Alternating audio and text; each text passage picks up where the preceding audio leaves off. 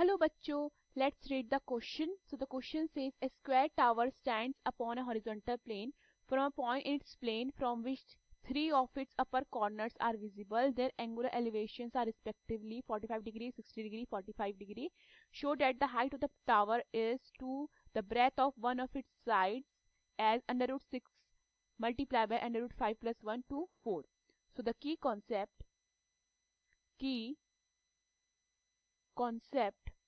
of this question is tan theta can be written as perpendicular upon base. Okay देखिए, अगर मेरे पास क्या है, अगर मेरे पास एक राइट एंगल ट्राइंगल है, लेट्स से मैं उसे ए बी सी मान लेती हूँ, राइट एंगल एट बी है एंड लेट्स से ये एंगल मेरा थीटा हो जाता है. ओके सो ये मेरा होता है हाइपोटेन्यूज, ये होता है मेरा परपेंडिकुलर, ये होता है मेरा बेस. तो अगर मैं tan थीटा की वैल्यू लिखती हूँ तो मेरा tan थीटा कितना हो जाता है, मेरा tan थीटा हो जाता है परपेंडिकुलर अपॉन बेस. क्लियर है? सो नाउ क्वेश्चन में हमें दिया गया है स्क्वायर टावर जो कि एक हॉरिजॉन्टल प्लेन के ऊपर खड़ा हुआ है. ठीक है, from a point in its plane three upper corners visible है और उनके एंगुलर एलिवेशन हमें 45 60 डिग्री एंड 45 गिवन है. हमें शो करना है कि height of the tower to the breadth of its sides कितनी है, under root 6 multiply by under root 5 plus 1 to 4. Okay so मेरा डायग्राम इसका कुछ इस तरीके का बनेगा. सो अगर मैं देखती हूँ डायग्राम में, one face of the tower with to upper corners D and E is shown in the figure. देखिए, अगर one face of the tower जिसके कॉर्नर्स डी और ई मुझे दिखाई दे रहे हैं, ठीक है, डी एंड ई से कॉर्नर्स हैं फिगर में. So D make 60 degree with the point A in the plane. जो डी है हमारा देखा जाए तो 60 डिग्री बना रहा है किसके साथ, ए के साथ. ओके विद द पॉइंट जो प्लेन में ही है, जो प्लेन है हमारा नीचे का जिसकी इमेज जो है इमेज 2 में दिखाई दे रही है, उसके साथ वो कितना बना रहा है, ए के साथ वो 60 डिग्री एंगल बना रहा है. ठीक है, सो सबसे पहले तो मैं क्या कर लेती हूँ, in triangle A C D, A C D में अगर मैं tan 60 लगाती हूँ, ए सी डी को देखते हैं एंड मैं इसमें tan 60 लगाती हूँ. tan 60 क्या होगा, हमारा perpendicular upon base that is C D upon A C. Okay C D upon A C होगा हमारा. सो ये मेरा कितना बनेगा, tan 60 is equal to C D upon A C. tan 60 हमारा होता है √3, तो √3 कितना हो जाता है, C D upon A C. Okay so that means मेरा √3 हो जाता है. सी डी के देखा अगर हम सी डी की हम वो देखते हैं तो सी डी को मैं कितना h लिख सकती हूँ. ठीक है, h अपॉन ए सी लिख सकती हूँ. दैट मीन्स मेरा ए सी कितना हो जाता है, ए सी मेरा हो जाता है h अपॉन √3. इतना क्लियर है? अब हम कॉर्नर ई को देखते हैं तो कॉर्नर ई जो कितना, जैसे डी तो 60 डिग्री बना रहा था तो कॉर्नर ई कितना बना रहा है, कॉर्नर ई 45 डिग्री बना रहा है with the point A in the plane. ठीक है, ए के साथ 45 डिग्री बना रहा है. सो अगर मैं पुट करती हूँ in triangle A B E, okay tan 45 लगाते हैं, tan 45 यानी कि tan 45 मेरा perpendicular upon hypotenuse A B में कितना हो जाएगा, ए बी ई में मेरा हो जाएगा E B upon B A. Okay E B upon B A, तो मैं इसको E B upon B A लिख सकती हूँ, E B upon B A. ठीक है, तो tan 45 is 1 is equal to E B upon B A. Clear है? एंड दैट मीन्स मेरा 1 is equal to E B कितना है, ई बी देखिए डायग्राम से फ्रॉम अगेन कितना है हमारा h. ठीक है, तो h अपॉन में क्या लिख सकती हूँ उसको, h upon B A. That means मेरा बी ए कितना हो जाता है, मेरा बी ए हो जाता है h. इतना क्लियर है? नाउ अगर हम देखते हैं ट्राइंगल ए बी सी देखें. ठीक है, जो हमारा नीचे ए बी सी प्लेन में. ठीक है, ये देखते हैं एंड ए सी बी देखते हैं, and A C B in triangle ABC में हम एंगल एसीबी देखते हैं. एसीबी मेरा कितना होगा, 135. 135 कैसे होगा, अगर मैं सिमेट्री यूज करती हूँ क्योंकि एंगल क्या है, सेम है 45. जो हमारे ऊपर के दो कॉर्नर्स हैं, अपर टू कॉर्नर्स, उनके साथ जो एंगल कितना है 45. तो अगर सिमेट्री यूज करते हैं तो ये एंगल हमारा कितना हो जाएगा, 135.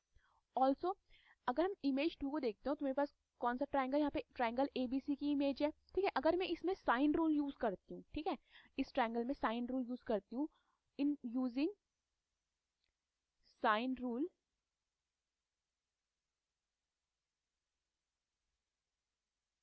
इन ट्राइंगल ए बी सी, तो मैं इसको लिख सकती हूँ sine 135 degree upon h is equal to sine theta upon h upon root three. Okay, मैं साइन 135 को क्या लिख सकती हूँ, साइन 90 प्लस 45, ठीक है, लिख सकते हैं इसको।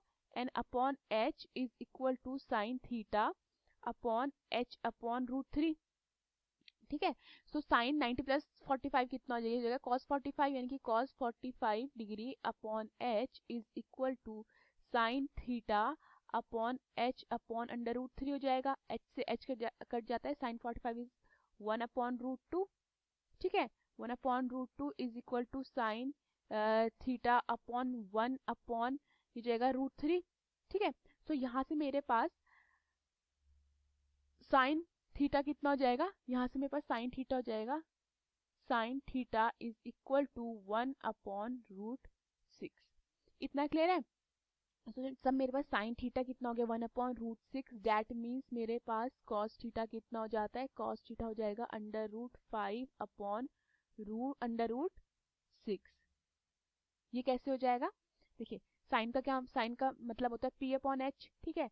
साइन का पी अपॉन एच यानी कि पी मेरा कितना है 1, एच यहाँ पे मेरा कितना है अंडर रूट सिक्स। तो हाइपोटेन्यूज का स्क्वायर कितना हो जाता है, पी का स्क्वायर प्लस बेस का स्क्वायर, तो 1 माइनस कितना हो जाएगा, ये सॉरी अंडर रूट सिक्स का square is 6 is equal to 1 का square is 1 plus B square, तो 6 माइनस 1 इज कितना 5, देन बी कितना हो जाएगा अंडर रूट 5, ठीक है। हमारा कॉस कितना होता है, कॉस होता है बेस अपॉन हाइपोटेन्यूज, तो बेस कितना आ गया अंडर रूट 5 एंड हाइपोटेन्यूज कितना हो गया रूट 6। इतना क्लियर है ये चीज।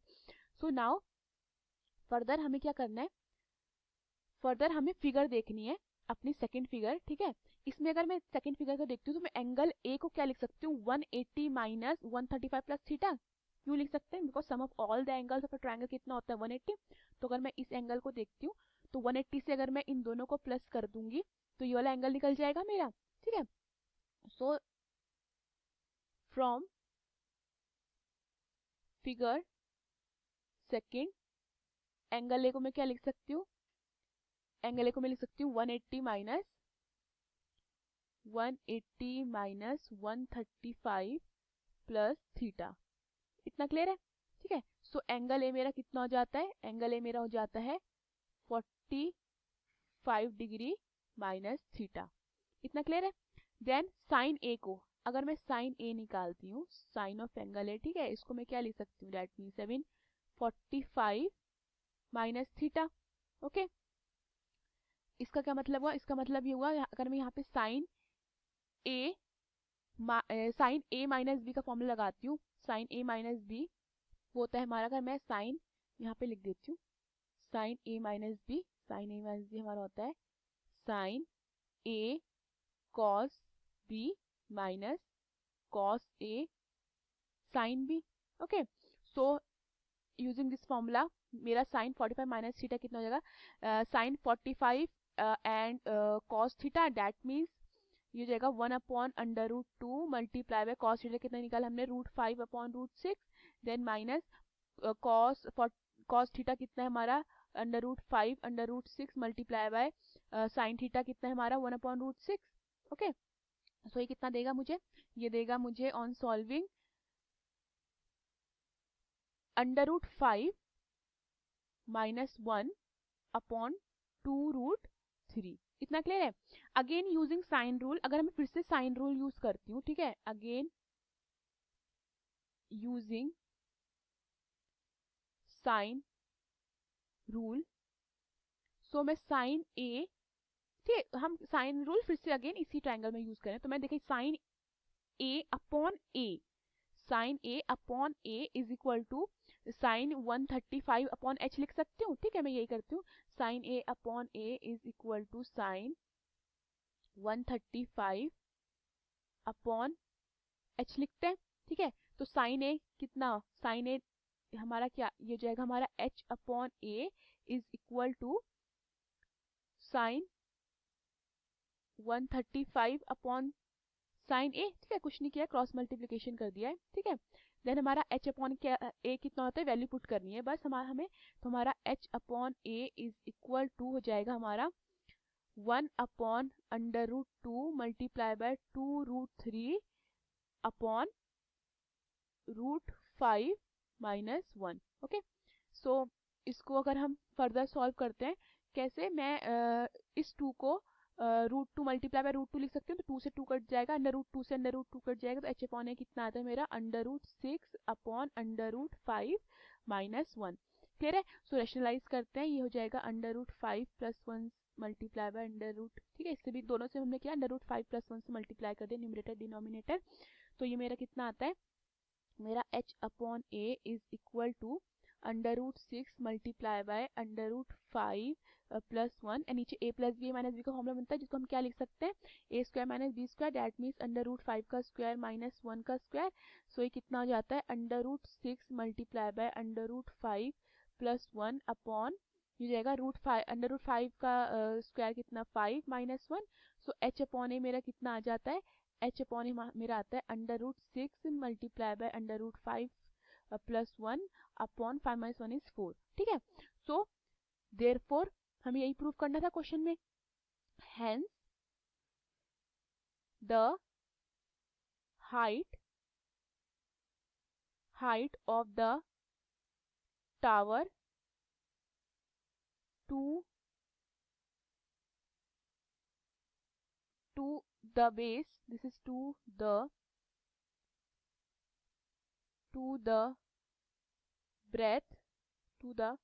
breadth of one of its side is √6 multiplied by √5 + 1 to 4. Hope you understood the question. Thank you.